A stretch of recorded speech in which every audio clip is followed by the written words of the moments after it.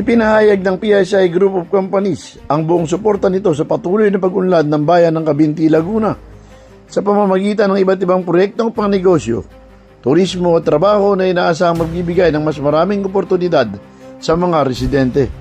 Ayon kay Bernardino Caramba, President at CEO ng PSI Group of Companies at may-ari ng Pilgrims Dream Eco Farm and Resort, nakahanda ang kanilang kumpanya na makipagtulungan sa lokal na pamahalaan upang mapalakas pa ang ekonomiya at turismo ng bayan.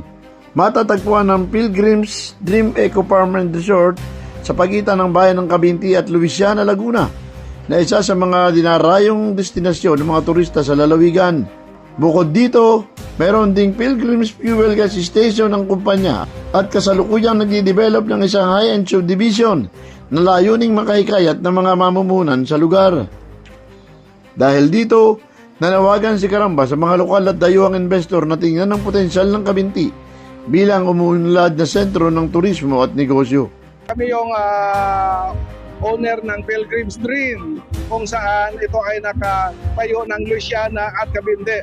Meron din tayong Pilgrim's Fuel Gasoline Station at ang project natin doon, magkaroon tayo ng subdivision na magandang subdivision. Itong subdivision na to ay para sa mga kaibigan na gustong mag-invest dito. So, in-invite natin sila to invest para magkaroon tayo ng more na kabuhayan sa Cavinti at pagiging progress ang Cavinti tungo sa agriculture, tourism.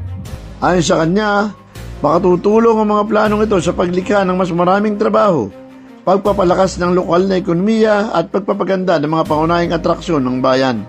Kabilang sa mga proyektong isinusulong ng kumpanya ay ang planong Tourism Link Project patungo sa Cavinti Cave at karagdagang pagpapaunlad sa kilalang underground river ng bayan.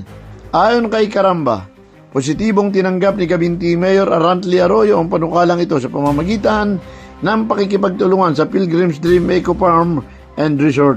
Meron tayong link papunta ng Cavinti Underground River. Ito ay pinag-usapan pa namin ni Mayor na magkaroon kami ng joint project dito at hopefully ay approve naman ni Mayor at maipatuloy natin to na magkaroon pa na mas magandang underground river dito sa Cavinti in cooperation doon sa Pilgrim's Dream Resort, Eco Farm and Resort at sa Cavinti. So, inihayag din niya na may operasyon ng kanilang international manpower provider sa iba't ibang bansa at target nila magbukas ng tanggapan sa Cavinti upang mabigyan ng mas maraming oportunidad sa trabaho sa ibang bansa ang mga kwalipikadong residente.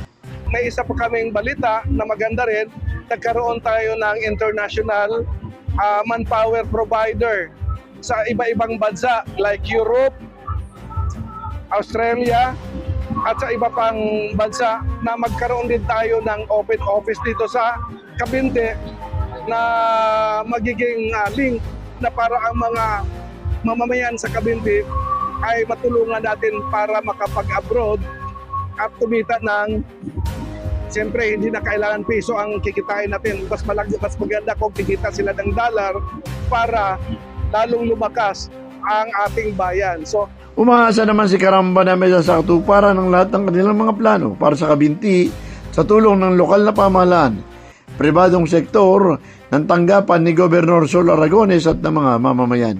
Nagpapasalamat din ang PSI Group of Companies sa pong may kapal sa patuloy na paggabay at panalangin na magtagumpay ang kanilang mga programang nakatuon sa kaunlaran at mas magandang kinabukasan para sa bayan ng Cavinti. Kami sa aming